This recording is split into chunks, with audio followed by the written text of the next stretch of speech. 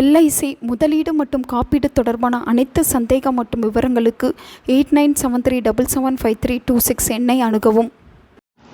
2025ஆம் ஆண்டு வரக்கூடிய கடைசி சதுர்த்தி வழிபாடாக 24/12/2025 வரக்கூடிய சதுர்த்தி விரதம் இருக்கிறது. இது மார்கழி மாதத்தின் வளர்பிறை சதுர்த்தி என்பதால் நாம் என்ன வேண்டுதலை முன்வைத்தாலும் அது விரைவிலேயே நடைபெறும் என்பது ஐதீகம்.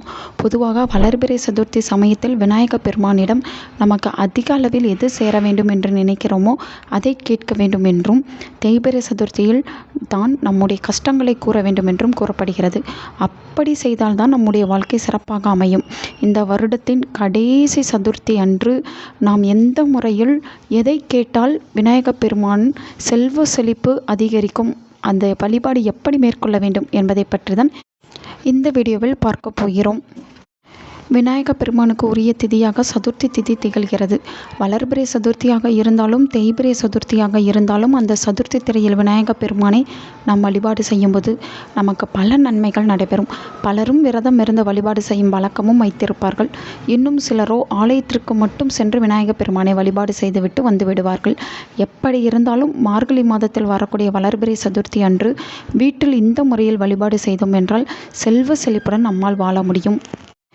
இந்த வழிபாட்டை 24/12/2025 பிரம்ம முகூர்த்த நேரத்தில் செய்யலாம் அல்லது காலை 11:41 மணிக்குள் இந்த வழிபாட்டை மேற்கொள்ள வேண்டும்.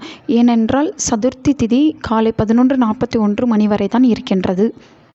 அப்படி இல்லை என்றால் 23/12/2025 மாலை வேளையிலும் இந்த வழிபாட்டை நீங்கள் மேற்கொள்ளலாம். ஏனென்றால் வளர்பிறை சதுர்த்தி 23/12/2025 அன்றே ஆரம்பித்து விடுகிறது. மார்கழி மாதத்தில் அனைவரும் சீக்கிரம் எழும் வழக்கம் வைத்திருப்போம். எனவே 24/12/2025 பிரம்ம முகூர்த்த நேரத்தில் நீங்கள் செய்வது மிகவும் சிறப்பான ஒன்றாக கருதப்படுகிறது. விரதம் இருக்க முடியாதவர்கள் மேற்சொன்ன நேரங்களில் ஏதாவது ஒரு நேரத்தை தேர்வு செய்தால் அந்த நேரத்தில் வீட்டில் இந்த முறையில் வழிபாடு செய்து கொள்ளலாம். வீட்டில் கண்டிப்பான முறையில் விநாயகரின் படமோ சிலையோ இருக்கும். அதை சுத்தம் செய்து அவருக்கு சந்தனம் குங்குமம் வைத்துக் கொள்ளுங்கள். அருகம்புல் மாலையை வாங்கி சாற்றி விடுங்கள். வீட்டில் வெள்ளருக்கு விநாயகர் இருக்கும் பட்சத்தில் அந்த வெள்ளருக்கு விநாயகருக்கு முன்பாக இந்த வழிபாட்டை செய்தோம் என்றால் அதன் பலன் இன்னும் அதிகமாகவே இருக்கும். வெள்ளருக்கு விநாயகர் என்பது வெள்ளை எருக்கு செடியின் வேரிலிருந்து செய்யப்படும் விநாயகர் சிலையை குறிக்கும். அந்த விநாயகர் சிலை பார்ப்பதற்கு வெள்ளையாக இருக்கும். வெள்ளருக்கு விநாயகர் இல்லை என்னும் பட்சத்தில் விநாயக பெருமானின் படத்திற்கோ அல்லது விநாயக பெருமானின் சிலைக்கோ இந்த வழிபாட்டை நீங்கள் மேற்கொள்ளலாம். இப்போது விநாயக பெருமானின் படத்திற்கோ இல்லை சிலைக்கோ முன்பாக 5 அகல் விளக்குகளில் நல்லெண்ணெய் ஊற்றி பஞ்சுத்திரி போட்டு வடக்கு பார்த்தவாறு தீபம் ஏற்ற வேண்டும். பிறகு தங்களால் இயன்ற ஏதாவது ஒரு பொருளை விநாயக பெருமானுக்கு நெய்வேத்தியமாக வைத்துக் கொள்ளுங்கள். பிரம்ம முகூர்த்த நேரத்தில் என்னால் எதுவும் நெய்வேத்தியம் செய்ய முடியவில்லை என்னும் பட்சத்தில் ஒரு டம்ளரில் தண்ணீரை மட்டுமாவது வைத்துக் கொள்ளுங்கள். இப்போது தரையில் ஒரு விரிப்பை விரித்து அதை வடக்கு பார்த்தவாறு அமர்ந்து கொள்ள வேண்டும்.